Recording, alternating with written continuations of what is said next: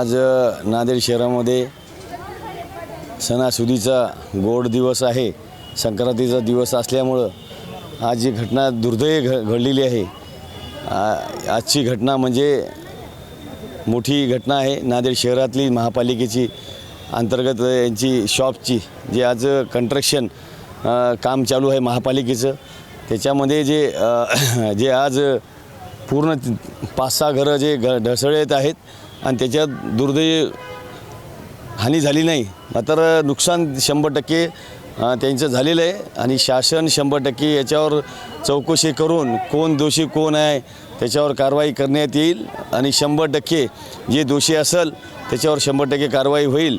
आज हे एवढे 4-5 घरं आज रस्त्यावर आलेले आहेत। 100% महापालिकेला बी सांगितले तात्काळ यायला राहायची सोय खायची सोय नियोजन लावून द्या म्हणून सांगितलेलं आहे।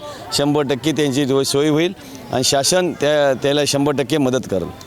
ज्या पद्धतीची ही घटना घडली, वारंवार प्रशासनाकडे कारवाई संदर्भात अर्ज केल्यानंतरही कंत्राटदारावर कारवाई झाली नाही, तुम्ही कसं पाहताय? ही दुर्दैवी गोष्ट आहे, कारण वारंवार निवेदन देऊन सामान्य जनतेनं त्याच्यावर कारवाई झाली नाही। याची चौकशी होईल, कशामुळे झाली नाही काही नाही आणि याच्यात कोण दोषी आहे याच्यात लवकरात लवकर तात्काळ कळेल।